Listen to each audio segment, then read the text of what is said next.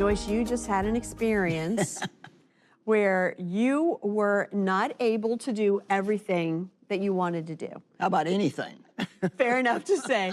And we do have times like that in life that we're just, whether it's physically or for other reasons, not able to do what we really want to do, what we're used to doing. You know, it may be because of age or an injury or just a situation, a circumstance. Right. So we're just going to have a real good talk on how do you deal with that, because it's not easy when the world seems to be going on and you're kind of stopped for a little bit. Well, you know, Ginger, everything really boils down to attitude. It's like you can take an attitude, this is going to drive me crazy, or you can say, Yeah. I'm going to take this one day at a time. And Yeah. just in case there's people watching that don't know what my situation was, just real quick, I had a minor back surgery on April the 24th. It was supposed to be a 2-week recovery. Got a blood clot at the surgery site. Got in all kinds of pain. Had to go back in the next day and have a second surgery that did some damage to some of the nerves in my right leg. So I was 2 weeks in the rehab hospital getting some strength back in my right leg. When I went home, of course, it still wasn't totally strong, but it was getting a little bit better each day. However, in the process of that, I fell and broke my left leg by the ankle. Yeah. And so I really couldn't do anything. I couldn't walk on either leg. And so I couldn't, I had to wear one of these big boots that come up to your knee. And they told me, they said, we have 3 colors, gray, gray, and gray. So I said, well, I guess I'll take the gray.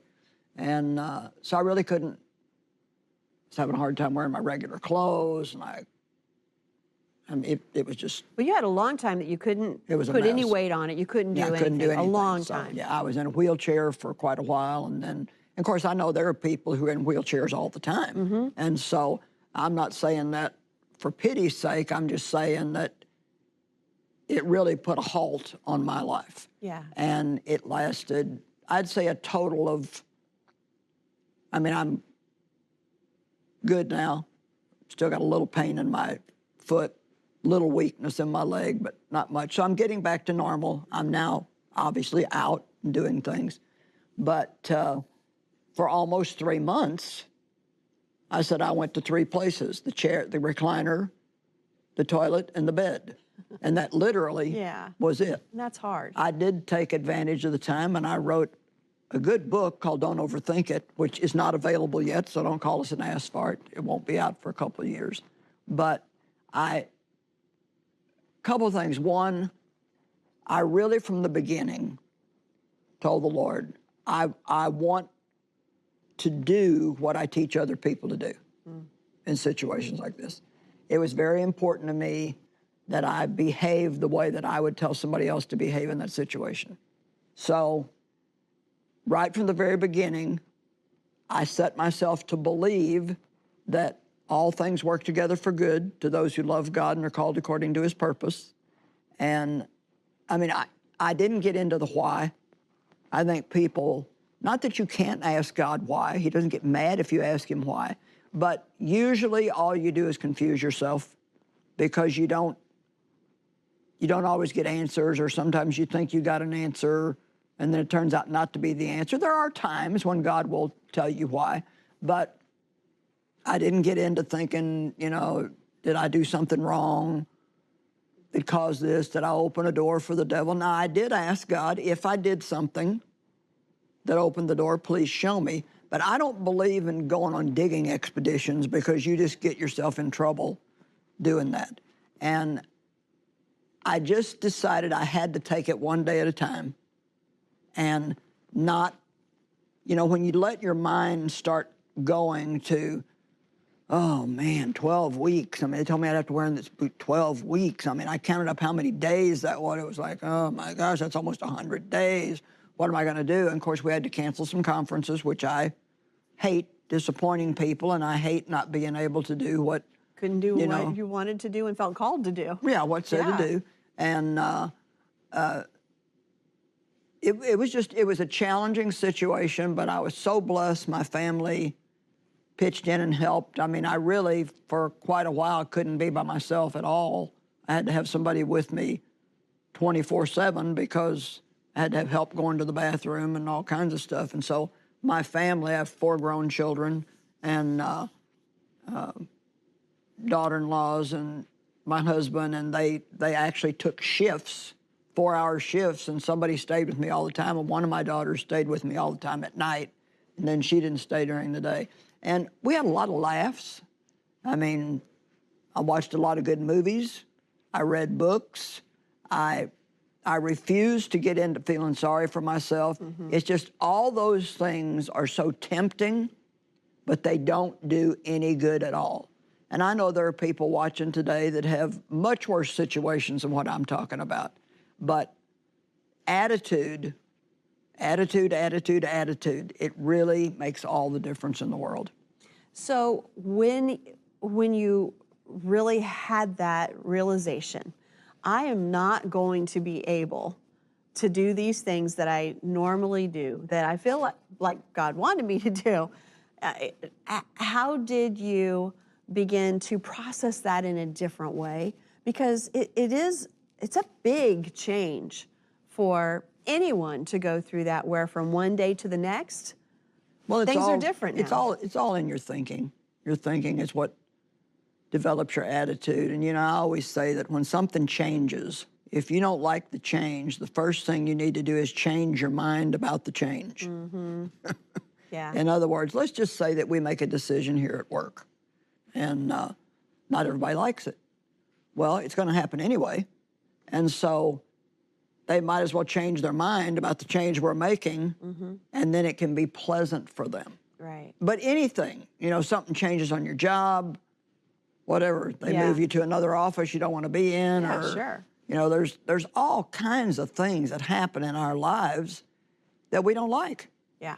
And, but there's nothing you can do about it. It's something that's out of your control. Well, I couldn't unbreak my leg, and I couldn't undo the damage that had been done to my leg. I had to give it time to heal and do the therapy and do the exercises. And, you know, that's not always fun because it doesn't feel Painful, good. It hurts. yeah. And, you know, a lot of people, they said it's amazing how many people won't do their exercises, and they just never really get over the damage that was done to themselves. And so I encourage anybody watching, if you've had some kind of damage or an injury and they're telling you to do physical therapy, you need to do it.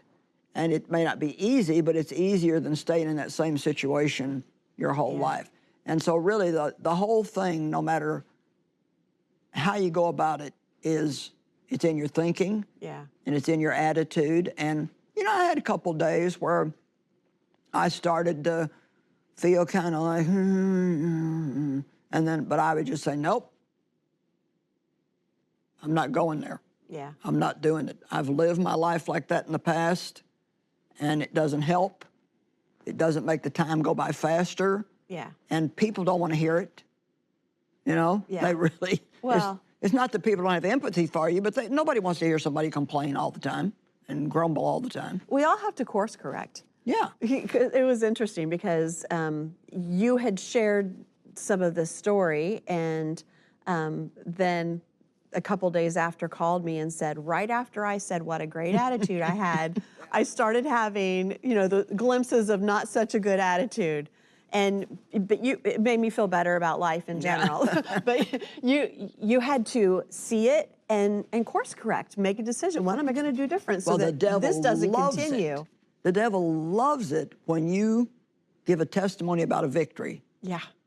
To try to take it away from you. Yes. And the very next day, I had 2 different attacks on my mind of starting to feel sorry for myself. And I had to say out loud, no, I am not going to go there. Yeah. So how do we help someone in our life, someone who's a friend, someone in the family, in our church, who is now at a point where they're perhaps isolated, can't do what they used to do? How can we be an encouragement? What things are important? Well, like I said, my family helping me. I think when you know somebody who can't do things for themselves, get practical, put a little bit of action to your empathy. You know, the Bible says that Jesus was moved with compassion. And so people that are like That's that. really good. He didn't stand still with it. Yeah. Real compassion. Yeah. You know, it's one thing to just feel a little sorry for somebody, but when you have real compassion on somebody, you're going to help them. Yeah. And so ask them what you can do for them. Is there something I can do for you? You know, if they can't go out, I mean, I had people cooking for me. I got lots of flowers. I got lots of people praying for me. Pray for people. Let people know I'm praying for you.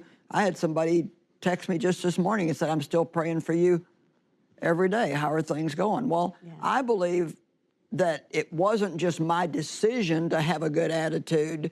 I think that people praying for me was what gave me the strength to have that good attitude. We don't do anything apart from God. Apart from me, you can do nothing. And so, yes, there is a decision involved, but you can't do it just on decision. You have to pray that God will help you, and you need to give him the credit and give him the glory. And I know that I couldn't have done that without God, because I'm a very active person.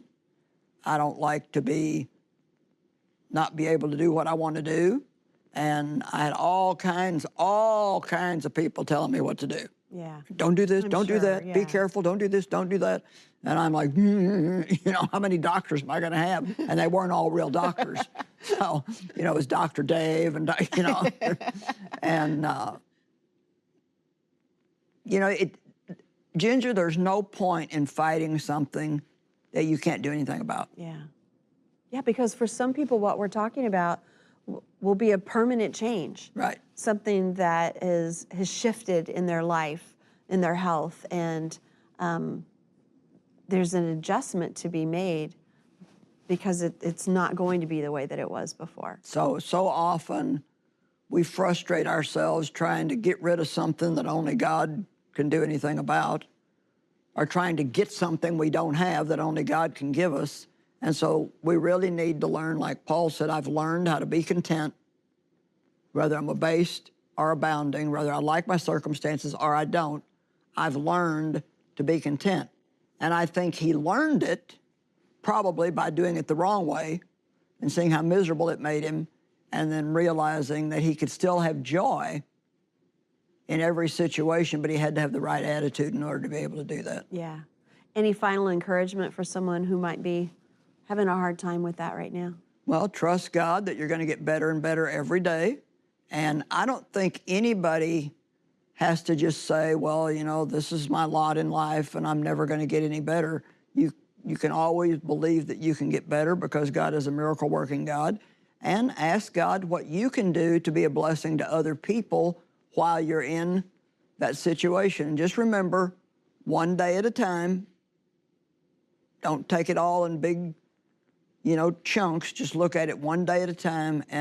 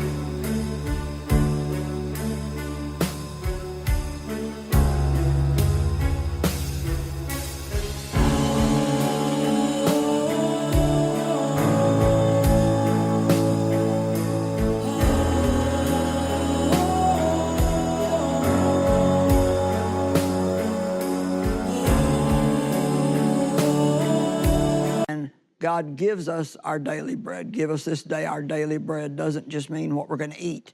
It's talking about what we need for every day. Yeah. Sometimes getting better means seeing the goodness of God right. where you are. Yeah. Amen. Thank you very much. You're welcome.